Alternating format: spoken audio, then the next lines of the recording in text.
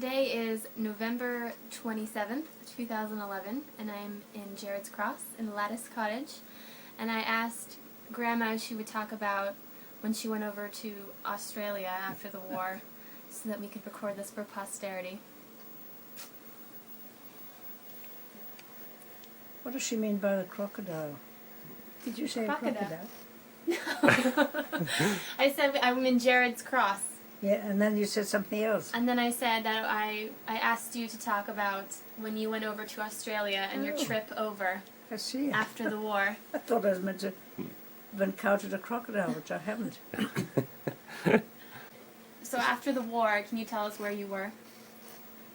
After the war, I took a trip from Shanghai to Hong Kong and to Singapore, and then finally down to Sydney, Australia. And can you tell us about the whole, I know you didn't know where John was at the time. Oh, I see. No, I didn't know whether he was even really alive until the very day I left Shanghai. I was leaning over the side of the ship saying goodbye to my nanny, whom I'd had since I was 7 years of age. And a letter was handed up to me from the quay by 2 American soldiers, I think they were, and it came from my future husband, who was not my husband at the time, talking about us both going to Australia after the war. I was on my way to England actually at the time, so Australia was not in my thoughts whatsoever, so I had to, I couldn't leave the ship as it was leaving the quay anyway.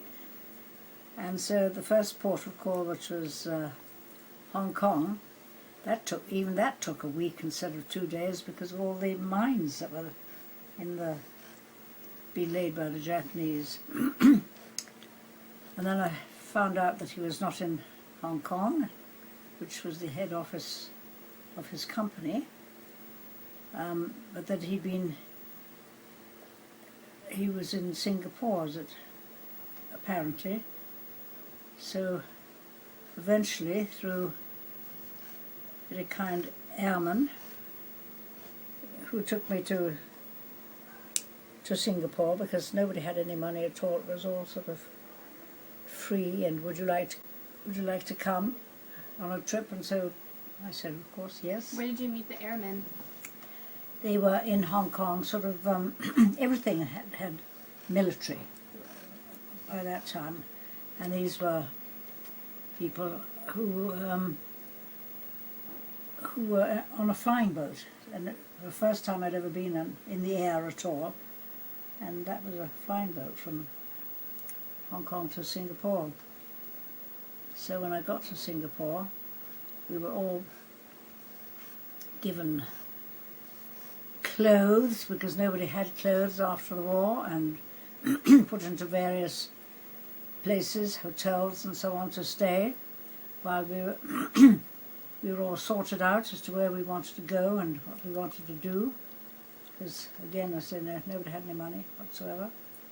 So I ran across some friends, a friend in particular, who had seen John in Singapore, and he said, well, I know that he's gone down to Sydney because he thinks you, from Shanghai, everybody was going to be sent there because there was food, and there wasn't in England. They didn't want extra people actually in England. So, but he said whether he will still be there, because that was December, and the war had ended in August. Mm-hmm. So a lot of time had passed in between. And so eventually 2 more airmen happened to meet. Said, oh, we're going down south, come with us if you like, trip. So this time it was not a flying boat, it was a tiny little reconnaissance plane, tiny little brown plane. And again, I'd never been one like that before. So I got in 5 o'clock in the morning, and finally we came down for lunch, and I said, well, what time should I come back to the plane? They said, oh, we're going back to Singapore. So there I was stuck on this island in between Singapore and Australia. Can't remember the name, big island, huge numbers of Dutch people who had nowhere to live at all. They'd been from all the islands. Borneo? No, it wasn't Borneo, it was smaller than that. Started with, can't remember, I can see it on the map though. And by now it was all under the auspices of the Australian RAF, who were in charge of everything. So there I was for another 2 weeks, under canvas, because they were on this island to live with all these thousands of mostly women and children. The men had all been killed actually by the Japanese, their husbands and things. And eventually 2 more British airmen came by, Australian airmen, and asked what I was doing, and I said I was trying to get to Sydney, and I explained the circumstances. And they said, oh, we're going off tomorrow morning. Do you want to come? That's the third lot. And so off I went, 5 o'clock in the morning. But they said, now this is a big American plane, it's a 4-engine plane, and only 2 engines are working. Ooh. Because the other engines, all the, what do you call the things that, to mend anything, all have been, All the parts. all the spare parts and things had been discarded, and they had to just make do with what. So I thought, well, if they can trust their lives to to 2 engines, I can too. So again I went and arrived 12 o'clock at night, and was immediately taken to a beautiful house which had been donated by an Australian for people who were in transit like I was, without anywhere particular to go. And the next morning I rang up John's office, which had been moved from Hong Kong to Sydney during the war, and he was still there. So when I got his number, I spoke to him.